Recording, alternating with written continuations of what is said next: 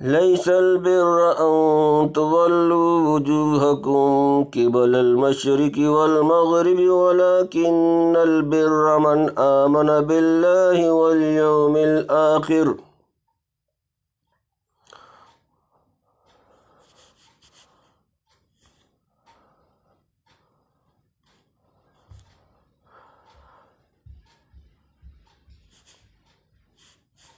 والملائكة والكتاب والنبيين وآتى المال على حبه ذوي القربى واليتامى والمساكين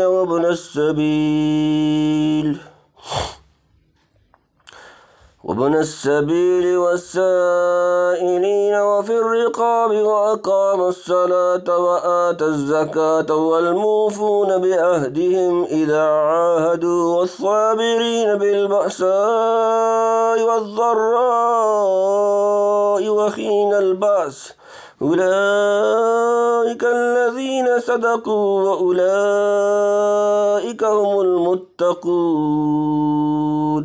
يا أيها الذين آمنوا كتب عليكم القصاص في القتل الحر بالحر والعبد بالعبد والأنثى بالأنثى فمن عفي له من أخيه شيء فاتباع بالمعروف وأداء إليه بإحسان ذلك تخفيف من ربكم ورحمة فمن اعتدى بعد ذلك فله عذاب أليم ولكم في القصاص حياة يا أولي الألباب لعلكم تتقون كتب عليكم إذا حضر أحدكم الموت إن ترك خيرا الوصية للوالدين والأقربين بالمعروف حقا على المتقين فمن بدله بعدما سمعه فإنما إثمه على الذين يبدلونه إن الله سميع عليم فمن خاف من موص جنفا أو إثما فأصلح بينهم فلا إثم عليه إن الله غفور رحيم بسم الله الرحمن الرحيم ليس البر أن تولوا وجوهكم قبل المشرق والمغرب ولكن البر من آمن بالله واليوم الآخر والملائكة والكتاب والنبيين وآتى المال على حبه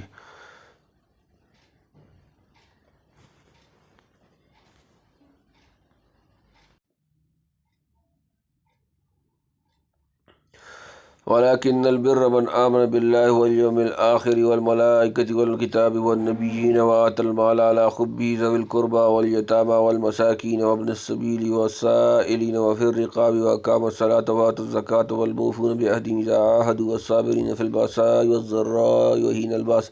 أولئك الذين صدقوا وأولئك هم المتقون آسان ترجمہ لیس نہیں البر نیکی ان کے تولو ثم کر لو تم کر لو وجوہکم اپنے منہ کے بالا طرف المشرقی مشرق والمغربی اور مغرب ولیکن اور لیکن البر نیکی من جو آمنا ایمان لائے باللہ اللہ پر والیوم اور دن الآخر آخرت والملائکت اور فرشتے والکتاب اور کتاب والنبیین اور نبی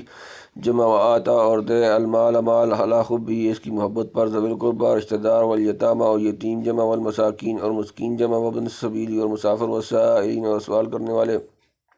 اور پھر رقابی اور گردنوں میں واقامہ اور قائم کرے الصلاۃ نماز و آتا اور ادا کرے زکوٰۃ والموفون اور پورا کرنے والے بعہدہم اپنے وعدے اذا جب عاہدوا وہ وعدہ کر لیں والصابرین اور صبر کرنے والے فی میں الباساء سختی والضراء و تکلیف وحین اور وقت الباس جنگ اولئک یہی لوگ الذین وہ جو کہ صدقوا انہوں نے سچ کہا و اولئک اور یہی لوگ ہم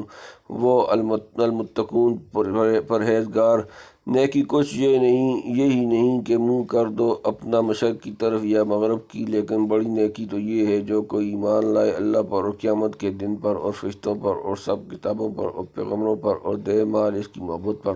رشتہ داروں کو، یتیموں کو اور محتاجوں کو اور مسافروں کو اور مانگنے والوں کو، اور گردنیں چھڑانے میں اور قائم رکھے نماز، اور دیا کرے زکوٰۃ، اور پورا کرنے والے اپنے اقرار کو جب عہد کریں، اور صبر کرنے والے سختی میں اور تکلیف میں اور لڑائی کے وقت، یہی لوگ ہیں سچے اور یہی ہیں پرہیزگار۔ جب آیات سب کا اپنی برائی میں سنے تو یہود و نصارہ کہنے لگے کہ ہم میں تو بہت سے اسباب و آثار ہدایت مغفرت موجود ہیں۔ ایک کھلی بات یہی ہے کہ ہم جس قبلہ کی طرف منہ کرنے کے مامور ہیں، اس کی طرف متوجہ ہو کر نماز جو اصل عبادت ہے، اس کو اللہ کے حکم کے موافق ادا کرتے ہیں، پھر ان خرابیوں اور عذاب کے ہم کیسے مستحق ہو سکتے ہیں۔ اس خیال کی تردید میں فرمایا جاتا ہے کہ بڑی نیکی جو مغفرت و ہدایت کے لیے کافی ہو، یہ نہیں کہ تم صرف اپنا منہ نماز میں مشرق یا مغرب کی طرف کر لیا کرو اور عقائد و اعمال ضروریہ کی پرواہ بھی نہ کرو۔ یعنی نیکی اور بلائی جو اثر ہدایت اور سبب مغفرت ہو، یہ ہے کہ اللہ اور روز قیامت اور جملہ ملائکہ اور کتب آسمانی اور انبیاء پر دل سے ایمان لائے اور ان پر یقین کرے، اور باوجود محبت اور رغبت کے اپنے مال کو علاوہ زکوٰۃ کے قریبوں، یتیموں اور غریبوں اور مسافروں اور سائلوں کو جو کہ محتاج ہوں دے، اور گردنیں چھڑانے میں یعنی مسلمان جس کو کفار نے ظلم قید کر لیا ہو اس کی رہائی میں، یا مقروض کو قرض خواہ سے چھڑانے میں، یا غلام کو آزاد کرانے میں، یا غلام مکاتب کو خلاصی دلانے میں مال دے، اور نماز کو خوب درستگی کے ساتھ پڑھے، اور چاندی اور سونے اور جملہ اموال تجارت میں سے زکوٰۃ دے، اور اپنے عہد و قرار کو پورا کرے، اور فقر و فاقہ اور بیماری اور تکلیف اور خوف کی حالت میں صبر و استقلال سے رہے۔ اور یہود و نصارہ چونکہ ان عقائد اور اعمال و اخلاق میں قاصر اور ناقص تھے، اور طرح طرح سے ان میں حلل اندازی کرتے تھے، جیسا کہ آیات قرآنی ہیں اس کا ذکر ہے، تو اب یہود یا نصارہ کا صرف اپنے استقبال قبلہ پر ناز کرنا اور اپنے آپ کو طریقہ ہدایت پر مستقیم سمجھنا اور مستحق مغفرت کہنا بےہودہ خیال ہے، تا وقت کہ ان اعتقادات اور اخلاق و اعمال پر قائم نہ ہوں گے جو اس آیہ کریمہ بالتفصیل مذکور ہیں۔ صرف استقبال قبلہ سے نہ ہدایت نصیب ہو سکتی ہے، نہ عذاب الہی سے نجات مل سکتی ہے۔ یعنی جو لوگ اعتقادات و اخلاق و اعمال مذکورہ کے ساتھ متصف ہیں، وہی لوگ سچے ہیں اعتقادات اور ایمان اور دین میں اپنے قول و اقرار میں، اور وہی لوگ پرہیزگار متقی ہیں اپنے اخلاق اور اعمال میں، یا بچنے والے ہیں گناہ اور بری باتوں سے یا عذاب الہی سے۔ اہل کتاب کہ جن کو ان خوبیوں میں ایک بھی میسر نہیں، ان کا اپنی نسبت ایسا خیال کرنا کیسا درست ہو سکتا ہے؟ یا ایھا الذین آمنوا کتب علیکم القصاص فی القتل الحر بالحر والعبد بالعبد والانثى بالانثى فمن عفی له من اخیہ شیء فاتباع بالمعروف واداء الیہ باحسان ذلک تخفیف من ربکم ورحمۃ فمن یتعدی بعد ذلک فلہ عذاب علیم۔ آسان ترجمہ، یا ایھا الذین، وہ لوگ جو آمنوا ایمان لائے، کتب فرض کیا گیا، علیکم تم پر، القصاص قصاص فی القتل مقتولوں میں، الحر آزاد بالحر آزاد کے بدلے، والعبد اور غلام بالعبد غلام کے بدلے، والانثیٰ اور عورت بالانثیٰ عورت کے بدلے، فمن پس جسے عفیہ معاف کیا جائے، لہو اس کے لیے، من سے، اخی اس کا بھائی، شیء کچھ، فاتباع تو پیروی کرنا،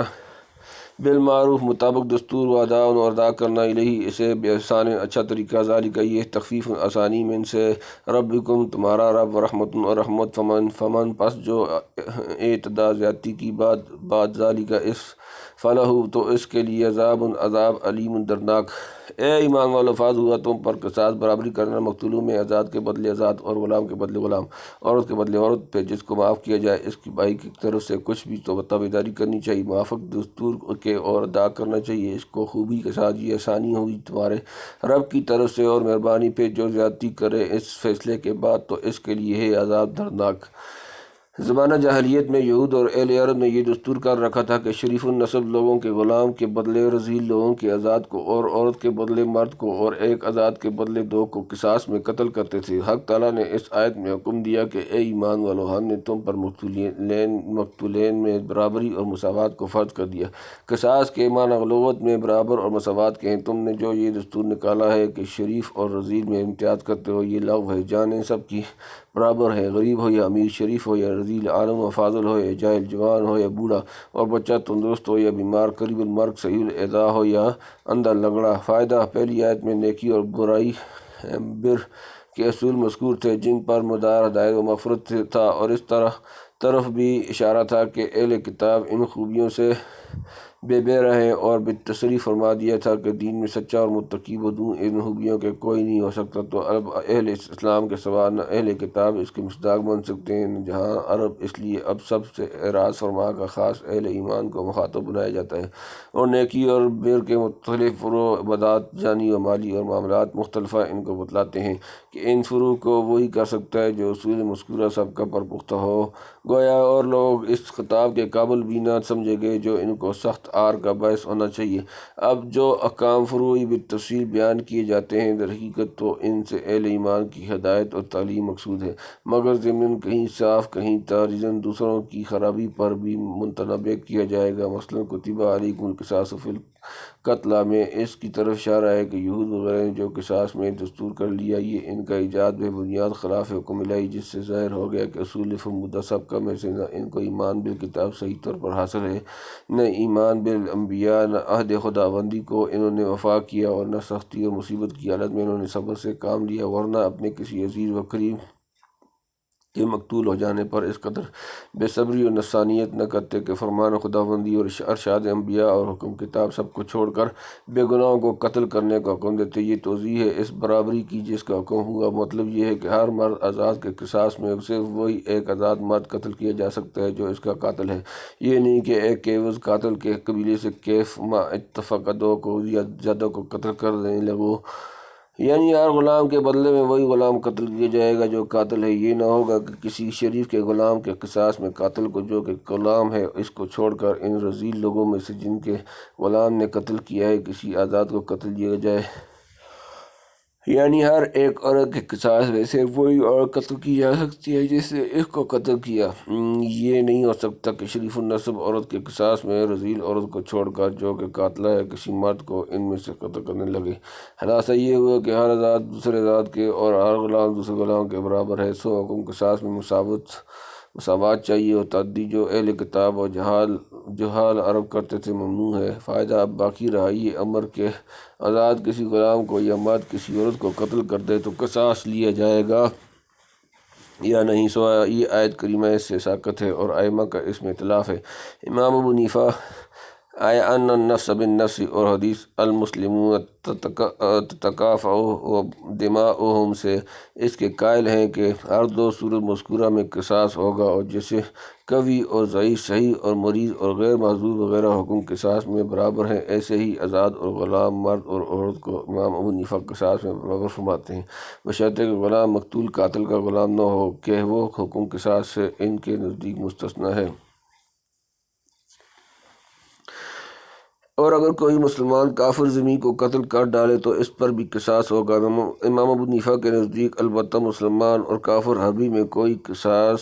کا قائل نہیں، یعنی مقتول کے وارثوں میں سے اگر بعض بھی خون کو معاف کر دیں تو اب قاتل کو قصاص میں قتل تو نہیں کر سکتے، بلکہ دیکھیں گے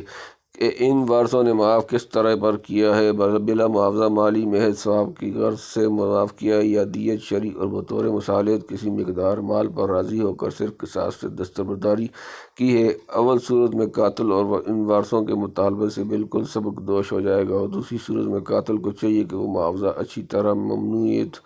ممنونیت اور خوشدلی کے ساتھ ادا کرے۔ یہ اجازت کہ قتل عمد میں چاہو قصاص لو، چاہو دیت لو، چاہو معاف کرو، اللہ کی طرف سے سہولت اور مہربانی ہے۔ قاتل اور وارثان مقتول دونوں پر جو پہلے لوگوں پر نہ ہوئی تھی کہ یہود پر خاص قصاص اور نصارہ پر دیت، یہ عفو مقرر تھا، یعنی اس تخفیف اور رحمت کے بعد بھی اگر کوئی خلاف ورزی کرے گا اور دستور جاہلیت پر چلے گا یا معافی اور دیت قبول کر لینے کے بعد قاتل کو قتل کرے گا تو اس کے لیے سخت عذاب ہے آخرت میں، یا ابھی اس کو قتل کیا جائے گا۔ وَلَكُمْ فِي الْقِصَاصِ حَيَاةٌ يَا أُولِي الْأَلْبَابِ لَعَلَّكُمْ تَتَّقُونَ، آسان ترجمہ۔ وَلَكُمْ اور تمہارے لیے، فی میں القصاص قصاص، حیات زندگی، یا اولی الالباب اے عقل والو، لعلکم تاکہ تم تتقون پرہیزگار ہو جاؤ، اور تمہارے واسطے قصاص میں بڑی زندگی ہے، اے عقل والو تاکہ تم بچتے رہو۔ یعنی حکم قصاص بظاہر نظر اگرچہ بھاری معلوم ہو، لیکن عقل مند سمجھ سکتے ہیں کہ یہ حکم بڑی زندگانی کا سبب ہے، کیونکہ قصاص کے خوف سے ہر کوئی کسی کو قتل کرنے سے رکے گا تو دونوں کی جان محفوظ رہے گی، اور قصاص کے سبب قاتل و مقتول دونوں کی جماعتیں بھی قتل سے محفوظ اور مطمئن رہیں گی۔ عرب میں ایسا ہوتا تھا کہ قاتل اور غیر قاتل کا لحاظ نہیں کرتے تھے، جو ہاتھ آ جاتا مقتول کے وارث اس کو قتل کر ڈالتے تھے، اور فریقین میں اس کے باعث ایک خون کی وجہ سے ہزاروں جانیں ضائع ہونے کی نوبت آتی تھی۔ جب خاص قاتل ہی اس سے قصاص لیا گیا تو یہ تمام جانیں بچ گئیں، اور یہ معنی بھی ہو سکتا ہے کہ قصاص قاتل کے حق میں باعث حیات اخروی ہے، یعنی بچتے رہو قصاص کے خوف سے کسی کو قتل کرنے سے، یا بچو قصاص کے سبب عذاب آخرت سے، یا اس لیے کہ تم کو حکم خواہ قصاص کی حکمت معلوم ہو گئی ہے تو اس کی مخالفت یعنی ترک قصاص سے بچتے رہو۔ کتب علیکم اذا حضر احدکم الموت ان ترک خیرا الوصیۃ للوالدین والاقربین بالمعروف حقا علی المتقین۔ کتب علیکم آسان ترجمہ فرض کیا گیا تم پر، اذا جب حضر آئے احدکم تمہارا کوئی الموت موت، ان اگر ترک چھوڑا خیرا مال، والوصیۃ وصیت للوالدین ماں باپ کے لیے، والاقربین اور رشتہ دار، بالمعروف دستور کے مطابق، حقا لازم اعلیٰ پر المتقین پرہیزگار۔ فرض کر دیا گیا تم پر جب حاضر ہو کسی کو تم میں موت، بشرطے کہ چھوڑے کچھ مال، وصیت کرنا ماں باپ کے واسطے اور رشتہ داروں کے لیے انصاف کے ساتھ۔ یہ حکم لازم ہے پرہیزگاروں پر۔ پہلا حکم قصاص یعنی مردہ کی جان کے متعلق تھا، یہ دوسرا حکم اس کے مال کے متعلق اور کلیات مذکورہ سابقہ میں، جو وآت المال علی حبہ ذوی القربیٰ سورہ بقرہ آیت نمبر 177 ارشاد ہوا تھا کہ اس کی تشریح ہے۔ لوگوں میں دستور تھا کہ مردہ کا تمام مال اس کی بیوی اور اولاد بلکہ خاص بیٹوں کو ملتا تھا، ماں باپ اور سب اقارب محروم رہتے تھے۔ اس آیت میں ارشاد ہوا کہ ماں باپ اور جملہ اقارب کو انصاف کے ساتھ دینا چاہیے۔ مرنے والے پر اس کے موافق وصیت فرض ہوئی، اور یہ وصیت اس وقت فرض تھی جس وقت آیت میراث نہیں اتری تھی۔ جب سورۃ النساء میں احکام میراث نازل ہوئے، سب کا حصہ خدا تعالیٰ نے اپنے معین فرما دیا۔ اب ترکہ میت میں وصیت فرض نہ رہی،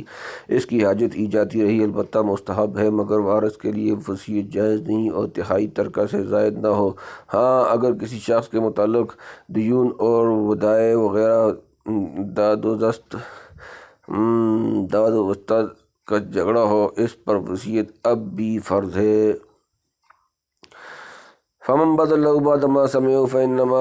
اسمه على الذين يبدلونه ان اللہ سمیع علیم۔ آسان ترجمہ فمن پھر جو بدلہ دے اس سے بعد ما جو سمعه اس کو سنا، فإنما تو صرف اسمه اس کا گناہ، علی پر، الذین جو لوگ، یبدلونه اسے بدلہ، ان بے شک اللہ سمیع سننے والا، علیم جاننے والا۔ پھر جو کوئی بدل ڈالے وصیت کو بعد اس کے جو سن چکا تو اس کا گناہ انہی پر ہے جنہوں نے اس کو بدلا، بے شک اللہ سننے والا جاننے والا ہے۔ یعنی مردہ تو وصیت انصاف کے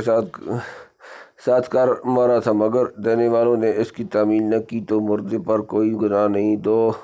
وہ اپنی فرض سے سبکدوش ہوا، وہی لوگ گناہ گار ہوں گے۔ بے شک حق تعالیٰ سب کی باتیں سنتا ہے اور سب کی نیتوں کو جانتا ہے۔ فمن خاف من موص جنفا او اثما فاصلح بینہم فلا اثم علیہ ان اللہ غفور رحیم۔ آسان ترجمہ فمن پس جو خاف خوف کرے من سے موسن وصیت کرنے والا، جنفن طرفداری، او اسمن یا گناہ، فاصلح پھر صلح کرا دے بینہم ان کے درمیان، فلا اسم پس نہیں گناہ علیہ اس پر، ان بے شک اللہ غفور بخشنے والا، رحیم و رحم کرنے والا۔ پھر جو کوئی خوف کرے وصیت کرنے والے سے طرفداری کا یا گناہ کا، پھر صلح کرا دے ان میں باہم، تو اس پر کچھ گناہ نہیں، بے شک اللہ بڑا بخشنے والا نہایت مہربان ہے۔ یعنی اگر کسی کو مردہ کی طرف سے یہ اندیشہ یا علم ہوا کہ اس نے کسی وجہ سے غلطی کھائی اور کسی کی بیجا رعایت کی یا دیدہ دنستہ خلاف حکم الہی دے گیا، پس اس شخص نے اہل وصیت اور وارثوں میں حکم شریعت کے موافق صلح کرا دی تو اس کو کچھ گناہ نہ ہوگا۔ وصیت میں یہ تغیر و تبدل جائز اور بہتر ہے، یعنی حق تعالیٰ تو گناہوں کی بھی مغفرت فرماتا ہے، تو جس نے اصلاح کی غرض سے ایک برائی سے سب کو ہٹایا، اس کی مغفرت تو ضرور فرمائے گا۔ یوں کہو کہ بخشنے والا ہے وصیت کرنے والے کو جس نے وصیت ناجائز کی تھی، مگر پھر سمجھ کر اس وصیت سے اپنی زندگی ہی میں پھر گیا۔ صدق اللہ العظیم۔